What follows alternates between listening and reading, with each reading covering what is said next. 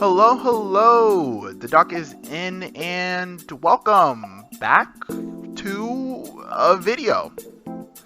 And today we are covering Jujutsu Kaisen. I don't believe we've covered Jujutsu Kaisen on the channel. If I have, I'm probably going to put up where we covered it up on the screen. But if we haven't, Jujutsu Kaisen, popular anime/manga, coming out regularly now. Season 2 of the anime is coming out in December. I will definitely be reviewing that because it's going to be the greatest thing ever. I made a video about it a couple weeks ago. You should probably go watch it.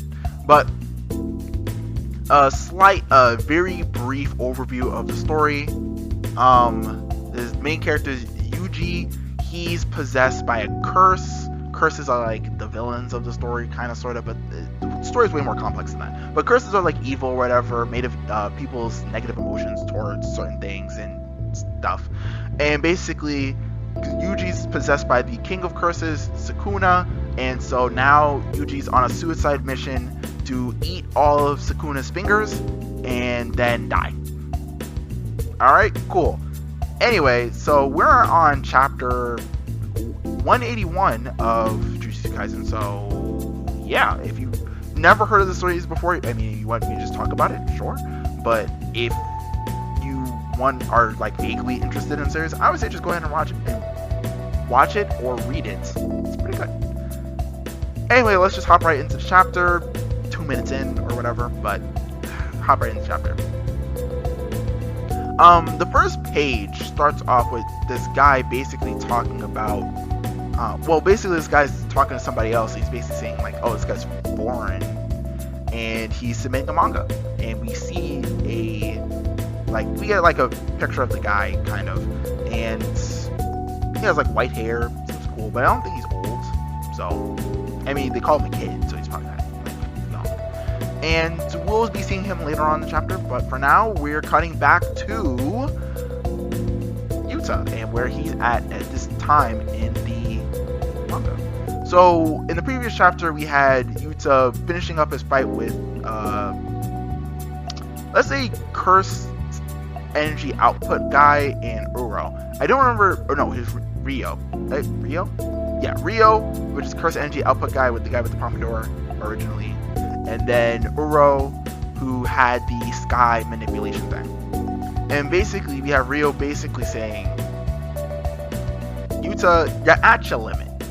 And he's saying like, I've seen it all, and I've seen sorcerers, curses, everybody, and the people who truly hit like the absolute pinnacle of cursed power, so to say, are those who are selfish. They're basically self-serving assholes to the T, and those are the people who become the top of the verse. And then he also says natural disasters.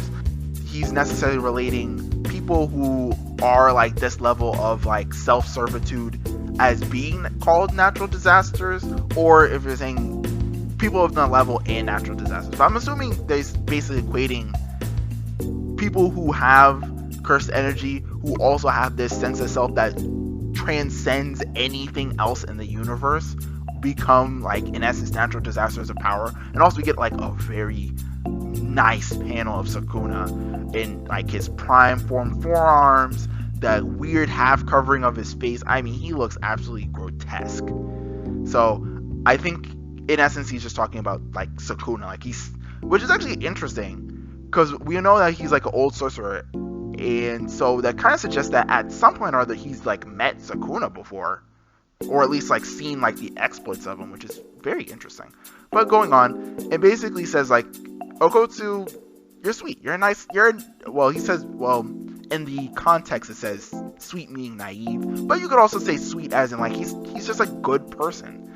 So he doesn't have the sense of self necessary to like truly like get into his bag, so to say. You know, he's just, he's always like giving everybody their flowers, being like, oh, you're pretty cool too, even though he's considered, as said by the author, to be second only to Gojo, yet he still treats people who should be considerably below him fairly, or at least gives them, some credit. But basically, Yuta says all this. Not Yuta, but Rio says all this. He's basically like, hey, sparing sorcerers is crazy, especially since we were fighting to the death and we were totally gonna kill you. And Yuta's like, I heard you, but Uro said the same thing. And Rio's a little surprised that, like, oh dang, you let her, like, she's alive? Then he's like, oh well, I guess I didn't have a lot of curse energy at the time when I shot her. And then they basically, like, Yuta and Rio are kind of like just talking, and basically he's like, oh, you know, are you like y'all dating or something? Like y'all got mad weird sexual tension going on. And he's like, I mean, you could say that, I guess. And basically he like tries talking to her. Is basically Rio's like, oh, you should go like talk to her or whatever, like try to have like serious conversation with her. And basically Yuta's like, it doesn't really work out that way. Usually anytime I talk to her, she tries to like fight me. And basically it's because he's blessed. Basically, it's going back to like how the beef Uro has with Yuta, where it's like she thinks he's a part of like the Sugawara clan, and so she's kind of like, you know, having issue with the fact like, oh, you know, people are part of these clans, they have like special power, but like she's strong too, but she's not given like the same opportunities they are, and so on and so forth. And at this point, Yuta basically kind of switches the conversation. She's like, hey, give me your power, baby. Give me your power. Give me your points. And so Rio's like, well, I guess, sure. I guess that's why you didn't kill us. And Yuta kind of like jokes about it. He's like, oh, you know, I wouldn't have killed you guys unless you could switch points? Really? And so that pretty much ends this whole section. And so Yuta's like, oh, you know, the reason why you guys are alive is because of thanks to my friends. And we cut away from that and we see somebody walking, and I can only presume it's Miwa. I mean, it's quite literally her hairstyle, so I would think that's her, but I don't even know where she's at or what's going on with her. I hope she's okay. She better be okay. Miwa is best girl, without question. And from here we cut to the new guy. So basically we start off like in some type of office, and we basically have this guy kind of doing an interview on this other guy who's trying to put in a mangaka. And so this is the foreign kid from the very beginning of the chapter, and basically his parents are French, but he's always lived in Japan, so he has good Japanese, and that's like the whole correlation between him being in Japan. That's about that. And so this guy seems pretty confident in himself or whatever, which is an interesting contrast, like, interesting, I guess, comparison, contrast, connection to the earlier in the chapter where we have Rio kind of like talking about how, you know, only really selfish people can truly like reach the top of the jujutsu world, so to speak. And so we have this guy, we get his name, I believe his name is Charles. We get his name a little bit later, but at this point we're basically just talking about manga, and we got the editor kind of like, you know, judging the kid / judging his mangaka, and the guy is like really confident in his manga. He's like, you know, this right here is that heat, right? This could be the next Naruto, you know. And look at the manga. I mean, it's all right. And so then the editor, of course, doing his job, he's like, well, this is kind of mid, not even a cat. Like, this is like the usual stuff. I mean, you got a cute cat girl, not gonna lie, but like, this is a shonen manga, but you got old people in it, whatever. And as he's like describing like all the issues with the manga, or at least like, you know, just critiquing it, the guy is sat there smoldering. All right, we get this one panel, and I'm like, this guy looks freaking dark. All right, I'm like, geez, can't take no criticism. And so eventually comes to a head where the guy kind of points out like, oh, you know, with the main character or whatever, well, one of the characters at least, his finger's a little weirdly bent. And so the guy breaks the editor's finger, because he's like pointing. He's like, oh, you know, your finger straight, but you know, the guy in the pit of manga's finger's bent. And so he just breaks his finger. I'm like, Jesus. And so then the French guy, Charles, he gets pissed off. He's like, hey, you don't see class when you know it. I don't know if I said that right. But point is, he's basically just getting pissed. He's like, how dare you like ask for realism from my mangaka? You know, if you want to get realism, go watch a movie or something. And so then basically he has this like big outburst, and he basically like discredits the editor, even though likely he came here to get their help. Well, not help, but like support. But he's like, oh well, you guys suck anyway, so I'm out of here.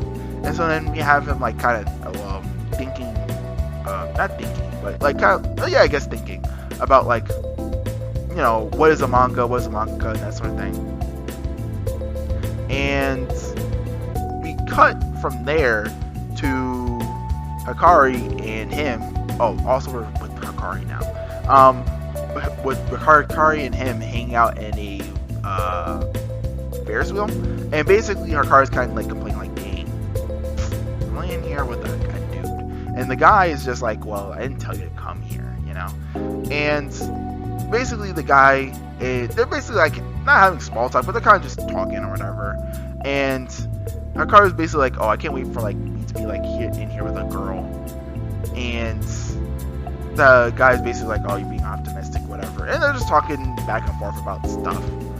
And so the guy, Charles, he mentions like, oh, when do you think Tokyo's gonna go back to normal? And Hikari, and I assume Hikari says effectively that he's looking for the opposite. He's kind of like, my implication from it is like he's kind of like, he's come here to kind of see the result of the big change that's happened. So kind of showing like in a comparison of their personalities, so to say, where Charles wants to go back to status quo, Hikari's looking to see how how everything changes, you know, which kind of goes in line with his character of kind of like, I don't even know how to describe it. I want to say like bombastic stuff, but like he's looking for like passion.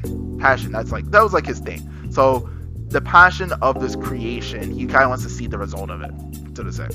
And so Charles basically having a little existential crisis. He's kind of like, he's talking about curses, he's talking about manga, no more mangaka. And so he's kind of like, dang, like, what's my point here? Obviously he chose to stay in the barrier, but I suppose he has like figured out like, what is the reason, like, why am I gonna push myself forward? You know, doing manga was like my thing, but now the manga's dead, like, why am I gonna fight? And so he's kind of like asking Hikari to like give him a reason to fight. And he's kind of like comparing himself to like a shonen protagonist, where he's like, oh, you know, in manga when they fight for positive reasons. I need a reason to fight. I don't want to be like negative or whatever. And so Hikari basically, and so basically the guy Charles, he's like, hey, give me a reason to hate you so we can fight. And so Hikari is basically like, let me just call this manga trash. And so then, obviously, as you saw earlier, this guy got pissed off when someone gave him critiques. It wasn't even like he said his manga was bad. He basically just said, you know, it's mid. And so the guy starts angry crying. And you know, people with angry cry are kind of concerning, because, you know, that means they got like some real self-restraint issues going on. And so basically the guy's pissed off, and probably that means they're gonna fight soon, or maybe they'll join up. I don't know. It seemed like they were cool a second ago, but it also seems like Charles wants to fight him. I don't know. Point is, it seems like a fight's about to be popping off any time now. So that concludes the chapter. First time reviewing this, so first time properly reviewing this. So, you know, sorry if it was a little bit rambly or whatever, but either here nor there. Decent chapter, not too much happened. I think like the first section where we're kind of like getting at Yuta and Rio. Well, Yuta and Rio just having a conversation, like kind of like talking about, you know, the stuff that's going on. It's interesting to see that another one of the Culling game players who are like from the past, like from, you know, 400 years ago or whatever, know who Sukuna is in some way, shape, or form. Now, obviously, Sukuna is like pretty famous just in general, but the implication in my mind is that possibly a lot of these old sorcerers actually like have some type of some type of like personal connection to Sukuna in some type of way. Not like, you know, they're friends with him or something like that, but just to say that they've encountered him in a proper sense before. Now, obviously, that isn't necessarily true for it. That may not necessarily be true all the time, but it seems interesting that old sorcerers seem, well, not interesting, I guess, but it's interesting. It's interesting.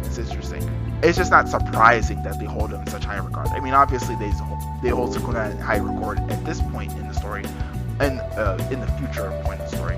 But it's just interesting. It's just interesting how he's brought up, and how Rio seems to like feel like Yuta is not gonna be able to go higher than where he's currently at, which honestly makes sense, because he doesn't, like, if he had like a Gojo mentality of things, I honestly feel like he could surpass Gojo, because theoretically he could copy Gojo's abilities even, so like he could very well surpass him, because with Yuta's ability, he could do ghetto type things but with curse techniques rather than curses, which is very interesting, along with the power of Rika. So yeah, that was interesting. I find the setup of possible Uro Yuta connection interesting. I don't know if it's like legitimately like a love connection necessarily. Perhaps it's possible. I mean, she's alive, but it's definitely curious that we're kind of bringing that up. I think both Rio and Uro might stick around with Yuta, seeing as, I mean, he let them live, so it's not even like they're gonna bother like trying to kill him again per se, or at least Rio doesn't seem to have any interest in doing that. So we'll definitely see where that goes. And then Charles seems to be Charlesing. We got Hikari showing up. Not really sure where this is going, but I get the feeling they may start fighting soon, because definitely Charles seems to have some type of anger issues when it comes to this manga. So him being called, his manga being called bad, and him being also be calling an otaku may set him off. I don't know if that's necessarily going to lead to them eventually teaming up to fight whoever is strong in this colony, but we'll see. Doesn't seem to be any break next week, so I think we'll be sticking around with the series. If you like this manga / this video or whatever, leave a like. If you dislike it, leave a dislike. Comment if you want to. If you have any other suggestions of any other manga that I should keep track of or start doing week to week, let me know. And with that all being said, you should subscribe to me. Alright, the doc is out.